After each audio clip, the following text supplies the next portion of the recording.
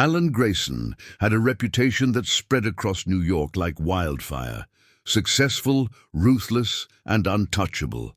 He built his empire from nothing, yet the more wealth he gained, the colder he seemed to grow. His entire life revolved around control, precision, and power, but all of that shattered the day his daughter Lily was hit by a drunk driver. She survived, but lost the ability to walk. The accident took from Alan the one thing money could never replace: her laughter. He searched the world for a cure, but every doctor and specialist gave the same disappointing conclusion. Alan poured fortunes into private hospitals, top-tier scientists, and experimental technology. He rejected any solution that seemed too ordinary, convinced that something groundbreaking would appear if he paid enough. He turned part of his mansion into a medical facility filled with machines that hummed, beeped, and monitored everything about Lily except her heart. Nurses came and went, therapists tried new approaches, but Lily's condition didn't change. The frustration hardened him even more. He wasn't angry at the world, he was angry at himself. Lily used to be a spirited child who danced in every room she entered, but now she moved silently through days and nights that blurred together. Her laughter disappeared, replaced by quiet stares out of tall windows. She watched people in the streets live ordinary lives with ordinary problems, and she envied them. Her father tried to cheer her with toys, trips, even celebrities, but nothing mattered. She didn't want gifts. She wanted what the accident stole from her: freedom. Even at her young age, she understood that dreams didn't always return just because someone begged. Alan became obsessed with finding someone, anyone who could help. He flew specialists across the globe, demanding breakthroughs, forcing conversations long past ethical boundaries. Some admired his determination, others whispered he had lost his mind. For Alan, the world owed him a miracle, and he refused to accept defeat. Yet every night, when he sat alone in his study, he stared at pictures of Lily before the accident and felt a crushing guilt. It wasn't the driver's fault he blamed, it was fate's cruelty. One afternoon, Alan and Lily traveled across the state to meet another promising surgeon. The doctor cancelled last minute, sending his assistant with an apology and a refund check. Alan didn't accept the check. Instead, he crumpled it and tossed it on the floor. He stormed out with Lily, frustration visible in every step. On the way back, his limousine suddenly sputtered, jerked and rolled to a stop in a small working-class town. Alan cursed under his breath. He wasn't used to problems that couldn't be solved with a phone call. The driver found a local garage nearby, a small place owned by Ethan Miller, a mechanic in his late 20s. Ethan was covered in grease, working under a beat-up truck, his clothes worn from too many long days. Alan didn't like the look of the place. It was nothing like the polished high-end shops he was accustomed to. But he needed the car running, and patience wasn't an option. Ethan stood up, wiped his hands on a rag, and greeted them with a warm smile that made Alan uncomfortable for reasons he didn't understand. Lily stayed inside the limousine, watching Ethan curiously. Her eyes followed him as he examined the engine, humming to himself. He glanced at her and gave a small wave. She didn't wave back, but the corner of her mouth lifted slightly. When Ethan approached her window to ask a question about the vehicle's condition, he noticed the metal brace strapped to her frail legs. He didn't stare or look away awkwardly. He simply acknowledged it with a nod.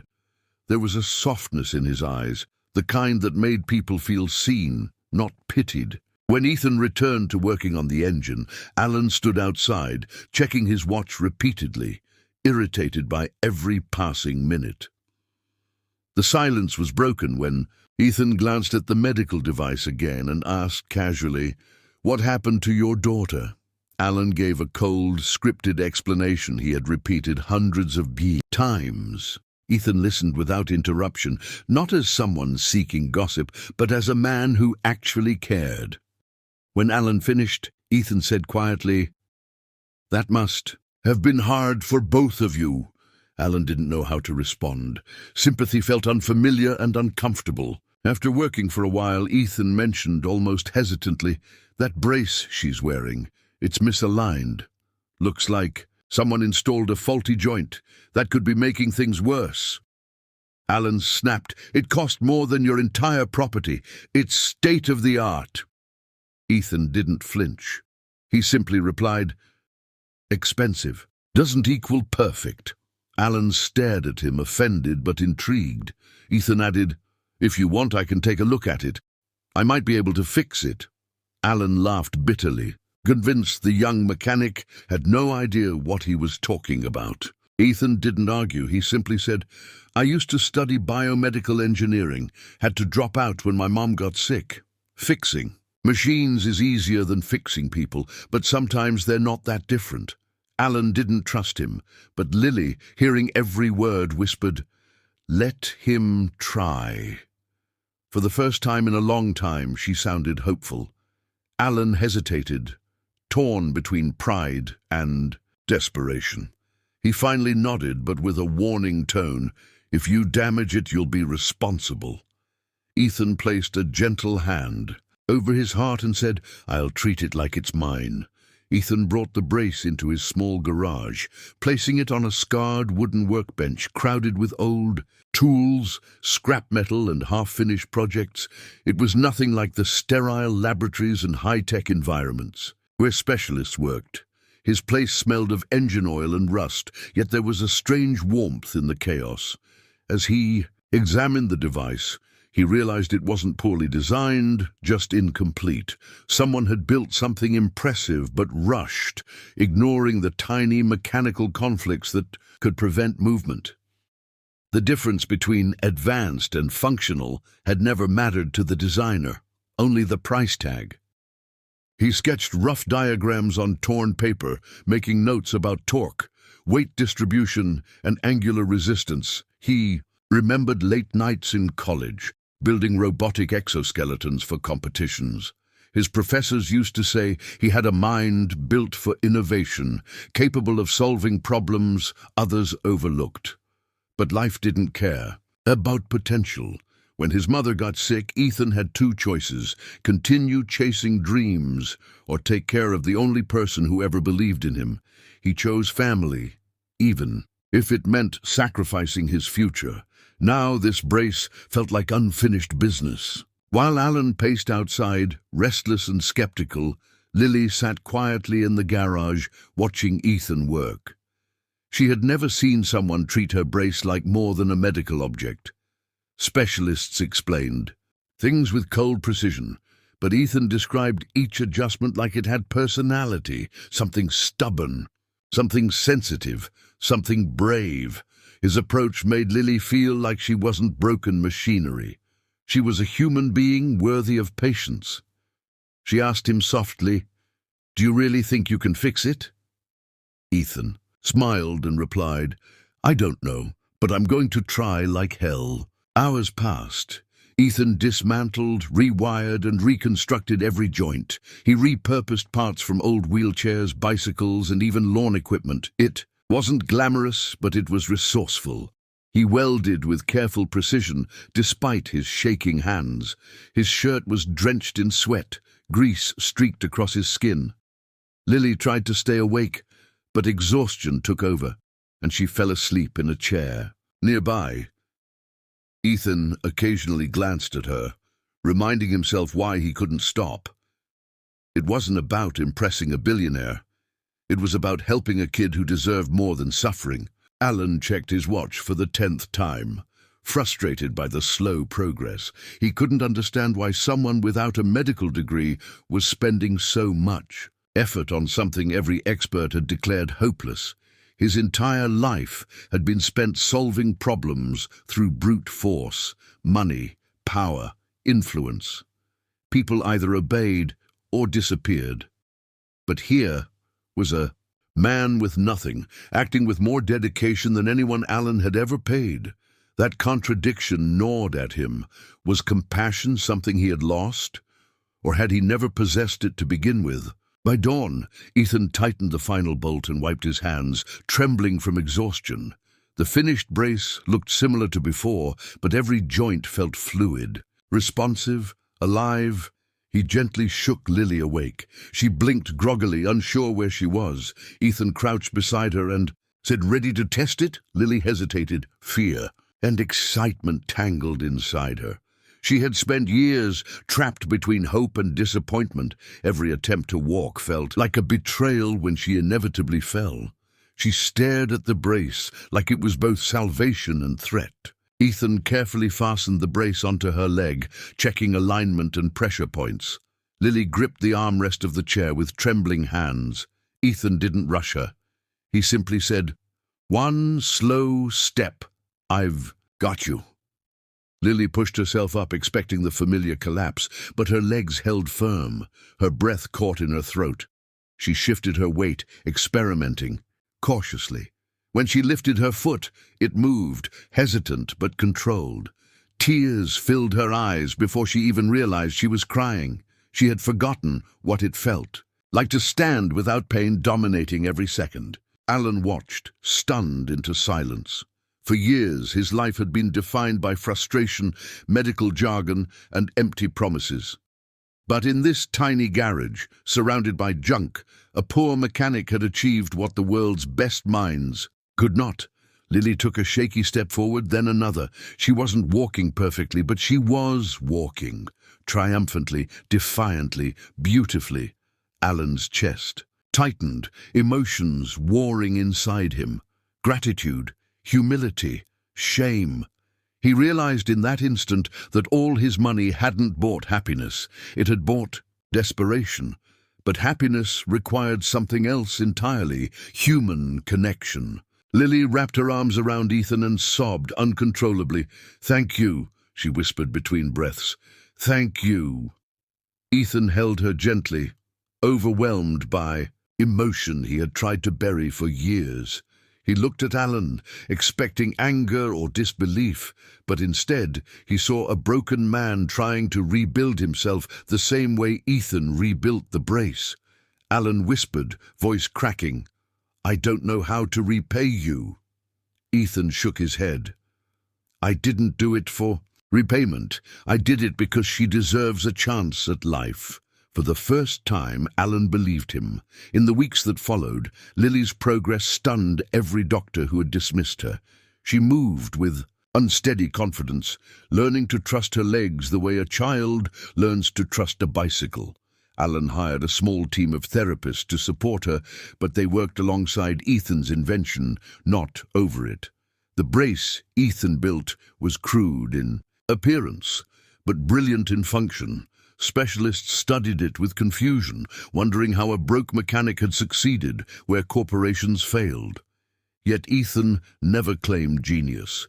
He just said machines made sense to him, and people deserved second chances, especially children. Lily visited Ethan almost every day after therapy, refusing to stay in the sterile mansion where everything smelled like disinfectant and loneliness. She loved the grease-stained garage, the loud music, and Ethan's unfiltered laughter. He treated her like a regular kid, not a fragile patient. Sometimes she helped him hold tools or hand him screws. Other times, she just sat and listened to his stories. She told him it was the first place she ever felt normal again. He told her that normal was overrated. Life's real magic came from broken things finding strength. Alan watched this strange friendship form with both gratitude and jealousy. He wasn't used to being replaced as the center of Lily's world. For years, he had been her. Everything, her protector, her provider. Yet Ethan offered something Alan couldn't. No expectations, no fear, no pressure. It forced Alan to confront the truth he had avoided. He spent more time fighting fate than being present with his daughter. One afternoon, while watching Lily laugh freely for the first time since the accident, he realized he didn't want to control her life anymore. He wanted to live it with her. Alan offered Ethan money again, this time more than most people earned in a lifetime. Ethan refused again, not out of pride, but principle. He didn't want to owe anyone, and didn't want anyone to owe him. Instead, He asked Alan to use the money to help kids like Lily, those whose families couldn't afford specialists, surgeries, or custom devices. Alan agreed, not half-heartedly but determinedly. He hired engineers, doctors, and designers. He funded research and community clinics. He even named the foundation after Ethan's mother, a woman he never met but respected because her son carried her kindness. As time passed, the world learned about the miracle brace and the billionaire who shifted his empire toward compassion. Reporters camped outside the garage, demanding interviews, flashing cameras, and throwing questions that made Ethan uncomfortable. He hated attention. He wasn't a hero in his own mind. He was a mechanic who got lucky. Lily, however, loved telling his story. She stood strong, legs trembling but persistent, and said, "He didn't fix me so he could brag. He fixed me because he cares." That simple sentence humiliated medical giants and inspired thousands of families around the nation. Despite all the changes, Ethan remained the same man in the same small house with the same old tools, fixing cars for ordinary people. He never moved into the mansion, never upgraded the garage, and never sought fame. He understood the temptation of wealth, but he valued freedom more. Alan struggled to understand this, but eventually accepted it. Their lives had collided by accident, not ambition. And though they came from separate worlds, they shared one unspoken truth. Sometimes the people with the least give the most, and sometimes the people with everything have the most to learn. One evening, when the sun dipped low and turned the sky orange, Lily walked unassisted into the garage. Ethan froze mid-sentence, almost dropping a wrench. She had taken 3 careful steps before, maybe 4, but this time she walked a dozen the way she used to, confident, determined, stubborn. When she reached Ethan, she wrapped her arms around him and whispered, "I'm not scared anymore." Ethan didn't answer. His throat tightened and his eyes burned. It wasn't just a physical milestone. It was the moment Lily stopped being a prisoner in her own body and became herself again. The foundation grew rapidly, funded by Alan's wealth and driven by Ethan's ideas. Thousands of children received devices, treatments, and therapies that were once limited to the privileged few. Hospitals began collaborating. Universities studied Ethan's design, and patents were filed to make the technology accessible worldwide. Yet Ethan signed away his rights, refusing to profit from it. He said, "If I get rich from this, I'll stop being who I am." Alan, once obsessed with wealth, respected that more than anything. He finally understood that generosity wasn't measured in dollars, it was measured in sacrifice. Lily's life flourished. She danced again, not perfectly, but joyfully. She went to school, made friends, and told her story without shame. People called her brave, but she always said, "The brave one was the mechanic, not me." Ethan never accepted the compliment, but he didn't deny it either. His life never became glamorous, never changed dramatically. He still had broken cars, late bills, and long nights. But he also had something priceless, purpose. And though the world labeled him the man who did the impossible, he knew the truth. He hadn't saved a girl. He had simply reminded her she could save herself.